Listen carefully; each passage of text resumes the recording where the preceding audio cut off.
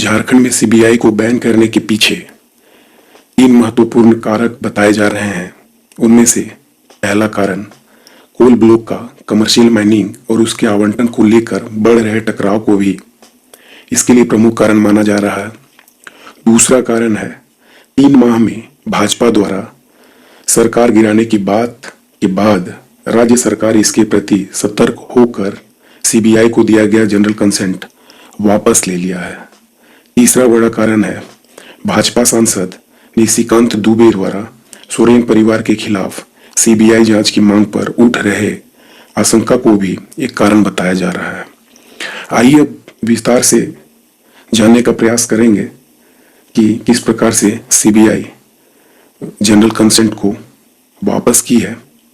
इस कड़ी में सबसे पहले हम देखेंगे, नजर डालेंगे, झारखंड सरकार और केंद्र सरकार के बीच चल रहे टकराव ने एक नया मोड़ ले लिया है। झारखंड सरकार ने गुरुवार अर्थात 5 नवंबर 2020 को बड़ा कदम उठाते हुए सीबीआई केंद्रीय अन्वेषण ब्यूरो को राज्य में जांच और छापेमारी को दी गई अनुमति वापस ले ली है।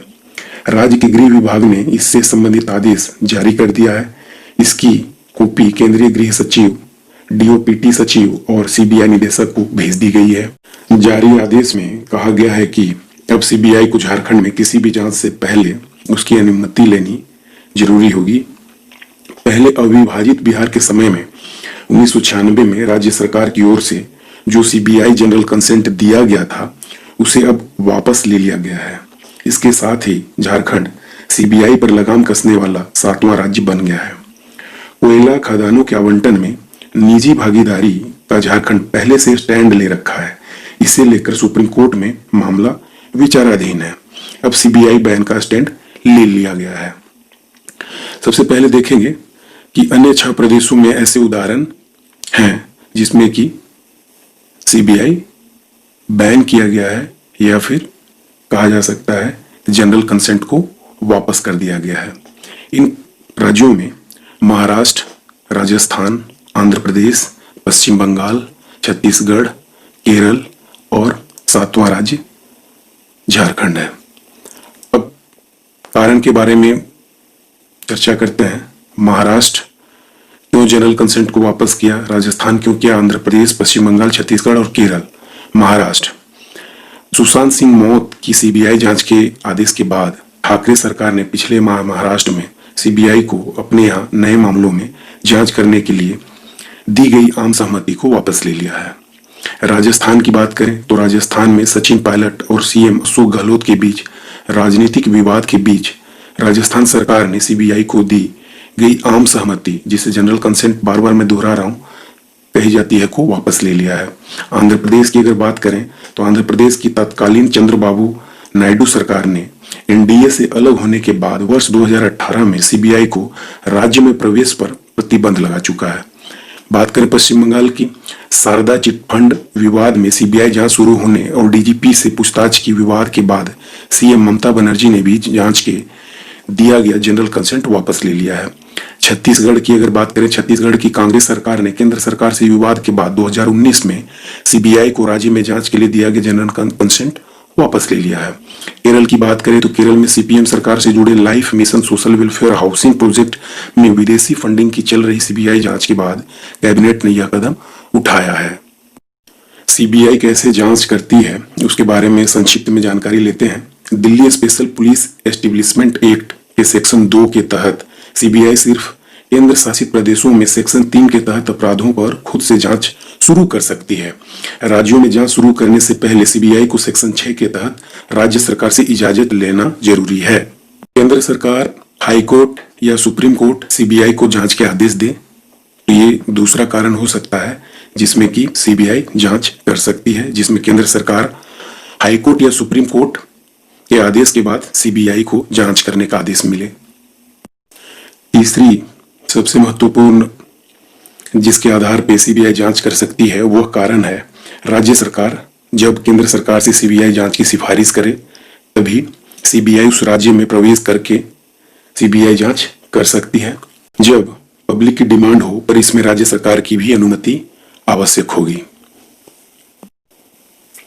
सीबीआई केंद्रीय अन्वेषण bureau central bureau of investigation, जिसे शॉर्ट में सीबीआई कहा जाता है, इसके इतिहास के बारे में संक्षिप्त जानकारी आइए चलिए फटाफट ले लेते हैं। केंद्रीय अन्वेषण ब्यूरो या सीबीआई भारत सरकार की प्रमुख जांच एजेंसी है। यह आपराधिक एवं राष्ट्रीय सुरक्षा से जुड़े हुए विभिन्न प्रकार के मामलों की जांच करने के लिए लगाई जाती है। केंद्रीय अन्वेषण ब्यूरो की उत्पत्ति भारत सरकार द्वारा सन 1941 में स्थापित स्पेशल पुलिस इस्टेब्लिशमेंट से हुई है। उस समय विशेष पुलिस प्रतिष्ठान का कार्य द्वितीय विश्व युद्ध के दौरान भारतीय युद्ध और आपूर्ति विभाग में लेन देन में घुसखोरी और भ्रष्टाचार के मामलों की जांच करना था। विशेष पुलिस प्रतिष्ठान का अधीक्षण युद्ध विभाग के जिम्मे था। द्वितीय विश्व युद्ध के समाप्ति के बाद भी केंद्र सरकार ने यह महसूस किया कि भारत में घुसखोरी और भ्रष्टाचार के मामले दिनों दिन बढ़ते जा रहे हैं। तो केंद्र सरकार ने युद्ध समाप्ति के बाद भी केंद्र सरकार के कर्मचारियों द्वारा घुसखोरी और भ्रष्टाचार के मामलों में नियंत्रण पाने हेतु केंद्रीय सरकारी एजेंसी की जरूरत महसूस की गई। इसलिए सन 1946 में दिल्ली विशेष पुलिस प्रतिष्ठान अधिनियम लागू किया गया। इसे Delhi special police establishment act भी कहा जाता है। इस अधिनियम के द्वारा विशेष पुलिस प्रतिष्ठान का अधीक्षण गृह विभाग को हस्तांतरित हो गया और इसके कामकाज को विस्तार करके भारत सरकार के सभी विभागों को कवर कर लिया गया। विशेष पुलिस प्रतिष्ठान का क्षेत्राधिकार सभी संघ राज्य क्षेत्रों तक विस्तृत कर दिया गया और संबंधित राज्य की सहमति से राज्यों तक भी इसका विस्तार किया जा सकता था। दिल्ली विशेष पुलिस प्रतिष्ठान को इसका लोकप्रिय नाम केंद्रीय अन्वेषण ब्यूरो, जिसे सेंट्रल ब्यूरो ऑफ इन्वेस्टिगेशन का नाम दिया गया।